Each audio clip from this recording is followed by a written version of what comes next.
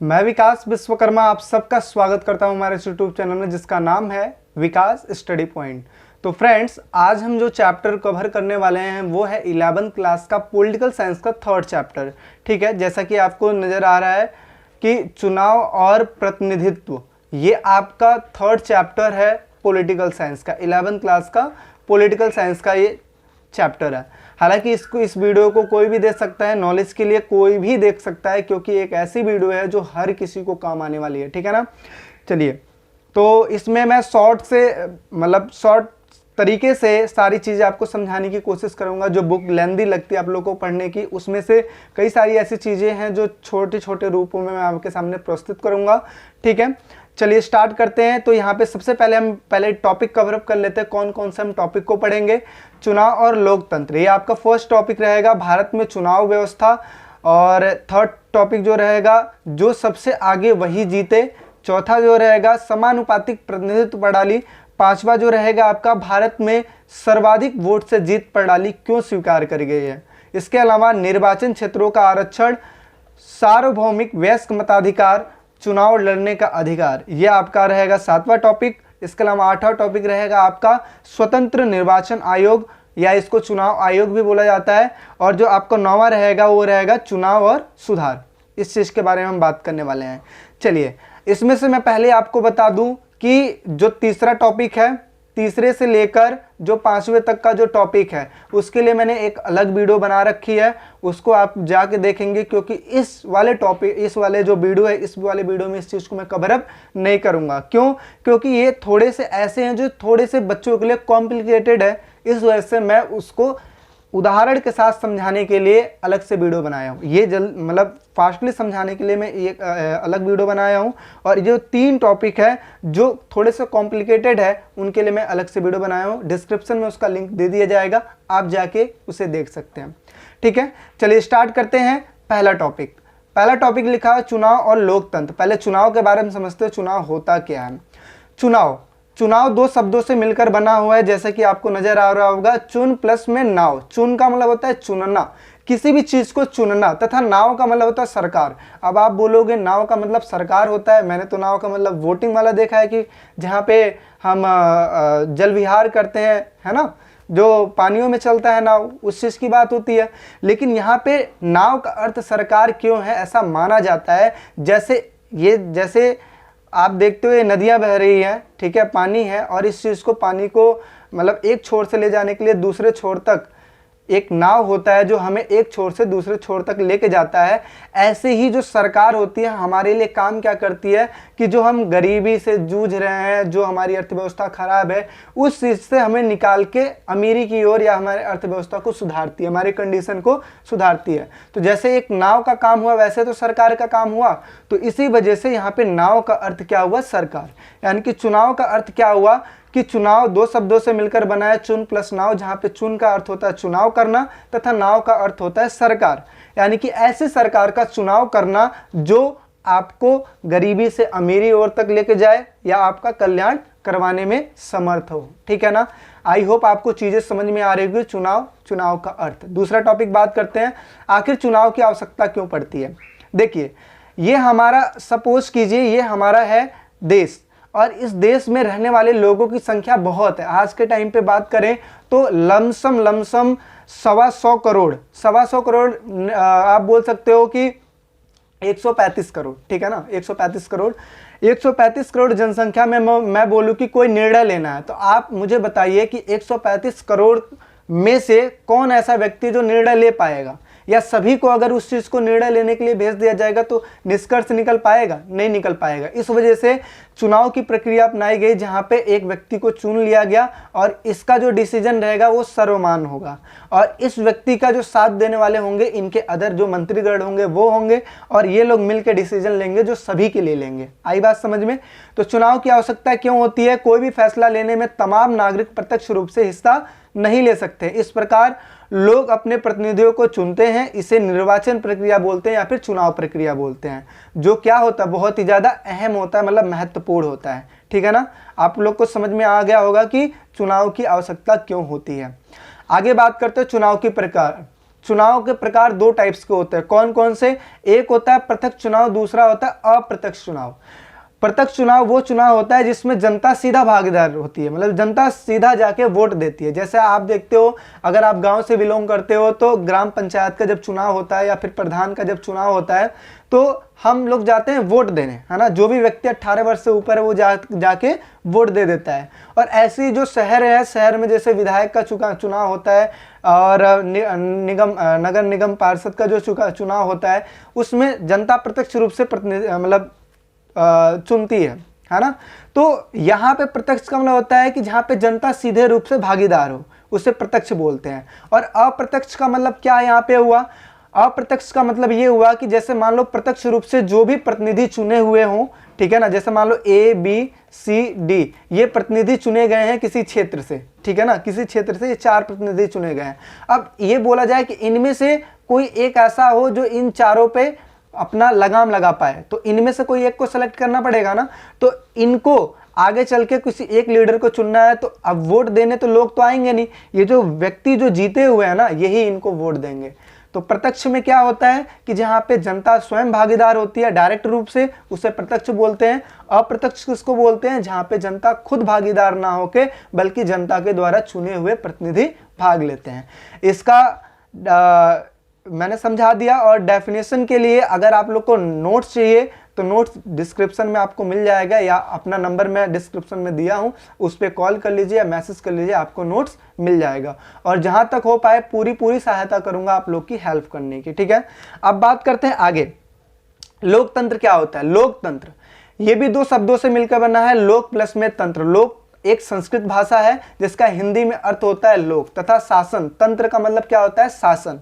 यानी कि लोकतंत्र का मतलब होता है कि वो सरकार या वो जगह जहां पे लोगों का शासन होता हो, लोगों का शासन होता हो। ध्यान से देखिए, लोगों का शासन होता हो, उसी को क्या बोलते हैं? लोकतंत्र बोलते हैं। अब बात करते हैं, जैसे लोगों के लिए, लोगों के द्वारा चुनी हुई सरकारों को लोकतांत्रिक सरकार कहते हैं। ये बुक की डेफिनेशन है। आखिर में जो जनता चुनी जाती है, जो भी प्रतिनिधि चुना जाता है, वो जनता का ही होता है और जनता के लिए ही चुना जाता है और जनता के द्वारा ही चुना जाता है। तो इसी वजह से उसको लोकतांत्रिक सरकार बोलते हैं। आई बात समझ? आगे देखते हैं। आगे लिखा है कि स्वतंत्र निर्वाचन आयोग। निर्वाचन का मतलब होता है चुनाव, चुनाव बोल सकते हो या निर्वाचन बोल सकते हो, दोनों बात सेम है।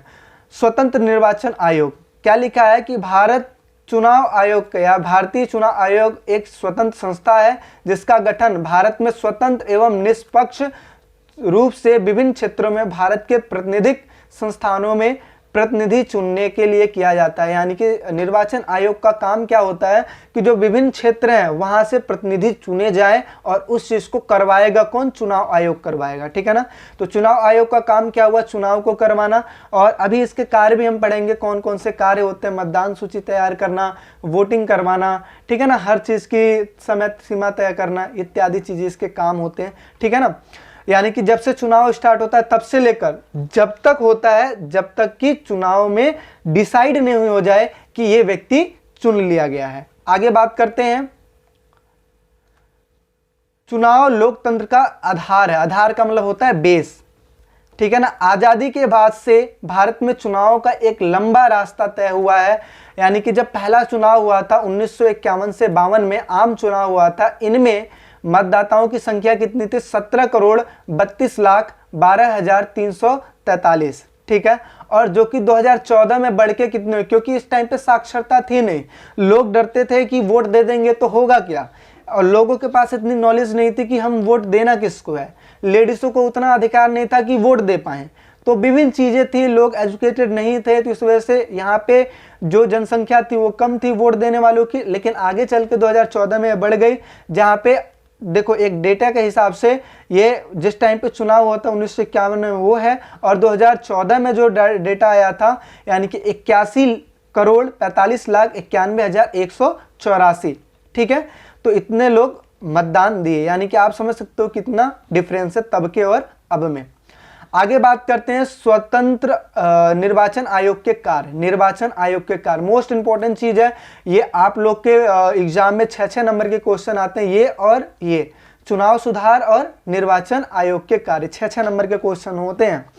तो निर्वाचन आयोग के कार्य समझते हैं। पहला लिखा है कि मतदाता सूची तैयार करना। मत का मतलब होता है वोट, दाता मतलब होता है जो देने वाला है, यानी कि मतदाता का मतलब क्या हुआ कि जो वोट देने वाला है उसकी सूची तैयार करना। आगे बात करते हैं दूसरा, स्वतंत्र निष्पक्ष चुनाव करवाना। स्वतंत्र का मतलब होता है फ्री सेवा, मतलब कि कोई भी व्यक्ति पे कोई जोर दबाव ना हो। निष्पक्ष का मतलब होता है किसी के पक्ष में ना जाकर, है ना, जैसे होता है ना पक्षपात कर देना, तो उन चीजों का ये विरोध करती है और जो चुनाव करवाती है स्वतंत्र और निष्पक्ष कराती है। आगे बात करते हैं चुनाव की तिथि घोषित करना, यानी कि ये डिसाइड करते हैं कि चुनाव का तिथि कौन सा होगा, डेट कौन सा होगा जिस दिन चुनाव होगा। आचार संहिता लागू करना।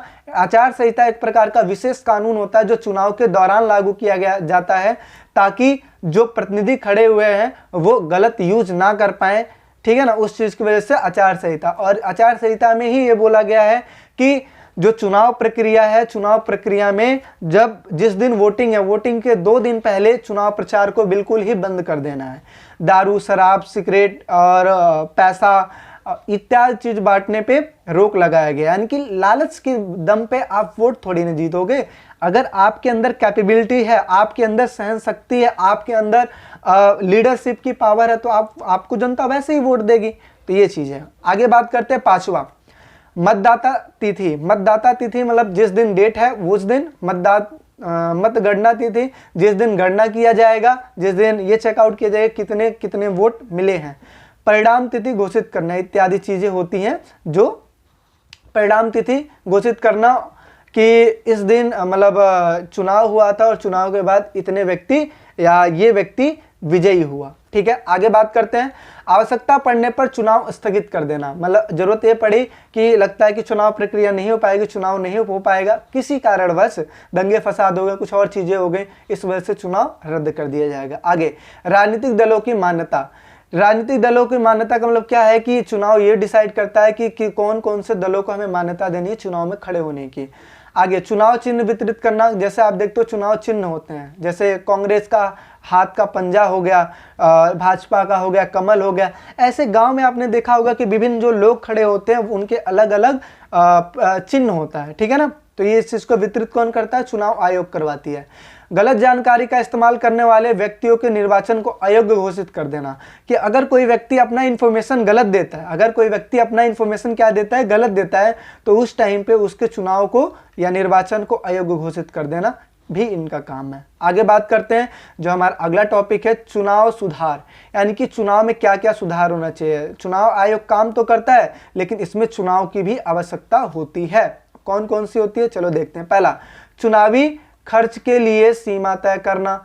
अब जैसे कई सारे गांवों में ऐसा होता है कि लोग चुनाव में खड़े हो तो जाते हैं और होने के बाद अपना खेत गिरवी रख देते हैं, खेत बेच देते हैं, कुछ और चीजें कर देते हैं ताकि उनके पास पैसा है और लोगों को वो पैसा वितरित कर पाए, लोगों के लिए सुविधाएं दे पाए और दे के फिर वोट कमा लेते हैं, ठीक है। तो इस वजह, अच्छा इसके अलावा चुनाव प्रचार इतना कर देते हैं कि हर जगह पे पोस्टर लगे रहते हैं, दिन भर माइक लेके गाड़ियां दौड़ती हैं, तो बहुत सारी चीजें हैं। तो इसमें यह है, अब मान लो कि कोई गरीब उठाए वो इतनी चीजें तो कर नहीं पाएगा, तो इस वजह से चुनाव सुधार जो है उसमें ये निश्चित करवाया गया कि इसमें क्या होगा कि एक सीमा तय होगी जहां तक आप खर्च कर पाओगे। आगे, अपराधियों का चुनाव लड़ने में अयोग्य घोषित करना, कि जो अपराधी वर्ग हैं, अपराधी लोग हैं, उनको चुनाव लड़ने में अयोग्य घोषित कर देना कि आप जुर्म क्यों हो तो आप वोटिंग क्यों ले रहे हो या चुनाव में खड़े क्यों हो। आगे, चुनाव प्रचार में धर्म जाति के आधार पर प्रचार ना हो,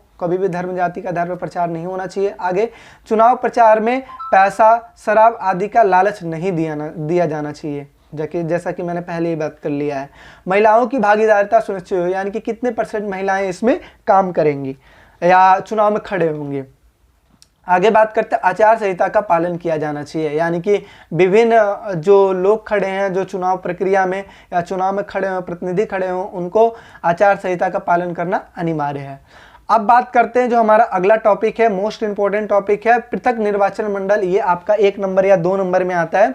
पृथक निर्वाचन मंडल क्या है?